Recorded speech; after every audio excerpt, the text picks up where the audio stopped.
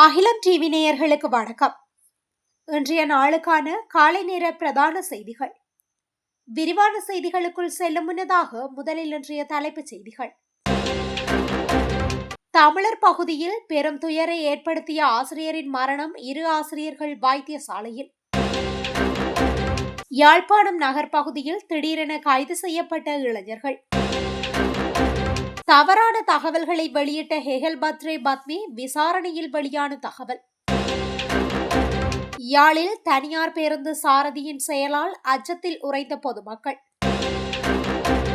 எரிபொருள் கொடுப்பனவு வேண்டாம், பிரதமர் உட்பட 48 நாடாளுமன்ற உறுப்பினர்கள் வேண்டுகோள். நாட்டு மக்களுக்கு ஜனாதிபதியின் தீபாவளி வாழ்த்துக்கள்.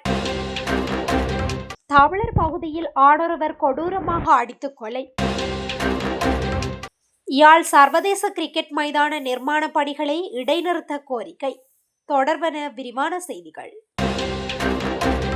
பதவியா ஹெப்பட்டிபொலாவ பகுதியில் இடம்பெற்ற வாகன விபத்தில் வவுனியா ஆசிரியர் ஒருவர் மரணமடைந்துள்ளதுடன் 2 ஆசிரியர்கள் காயமடைந்து வவுனியா வைத்தியசாலையில் அனுமதிக்கப்பட்டுள்ளனர்.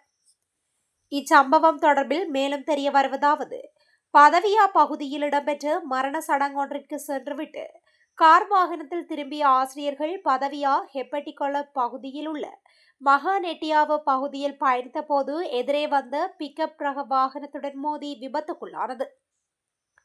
வவுனியாவை சேர்ந்த ஆசிரியர் ஒருவரே இவ்வாறு மரணம் அடைந்துள்ளார். மேலும் 2 ஆசிரியர்கள் காயமடைந்து வவுனியா பொது வைத்தியசாலையில் அனுமதிக்கப்பட்டுள்ளனர்.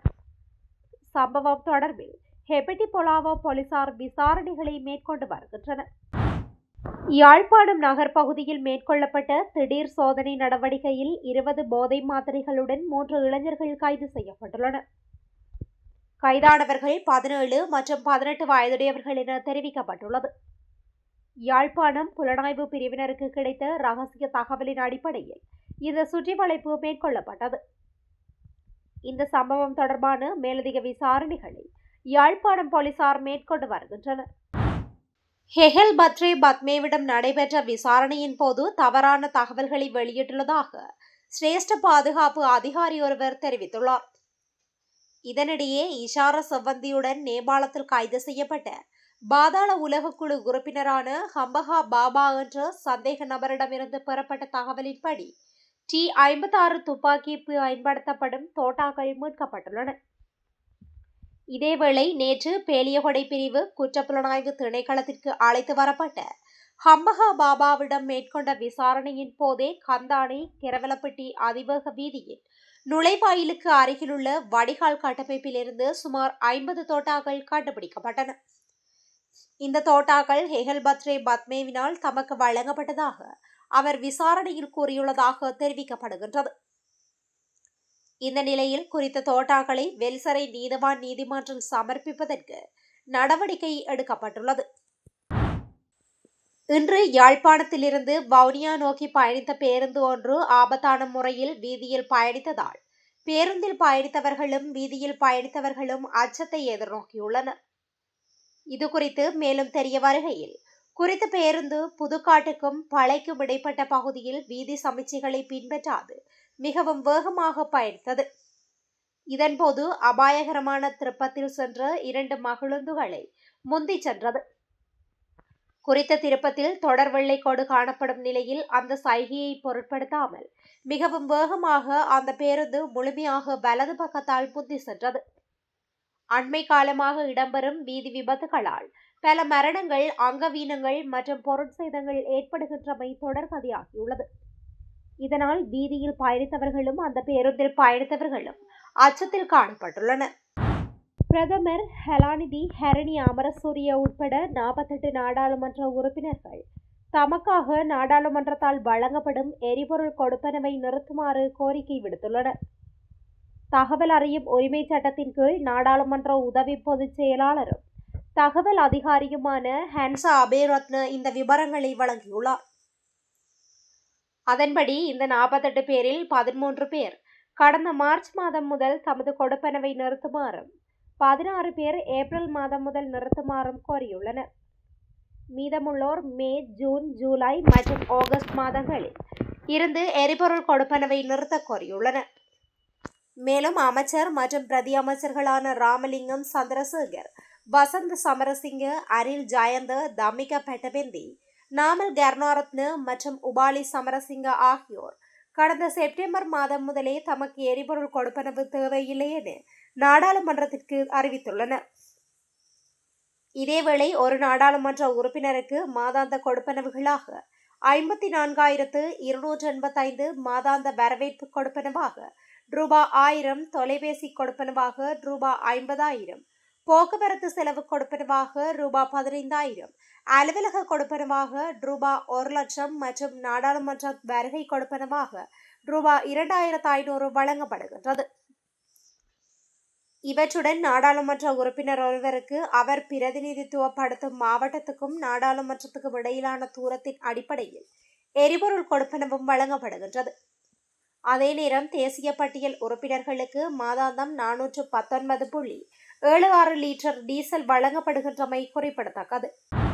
இந்த ஆசீர்வதிக்கப்பட்ட தீபாவளி நாளில் இலங்கையிலும் வெளிநாடுகளிலும் உள்ள அனைத்து இந்துக்களுக்கும் எனது அன்பான வாழ்த்துக்கள் என ஜனாதிபதி அனுரகுமார திசாநாயக்க தெரிவித்துள்ளார். இது தொடர்பில் அவர் தனது எக்ஸ் பக்கத்தில் வெளியிட்டுள்ள பதிவில் மேற்கண்டவாறு குறிப்பிட்டுள்ளார்.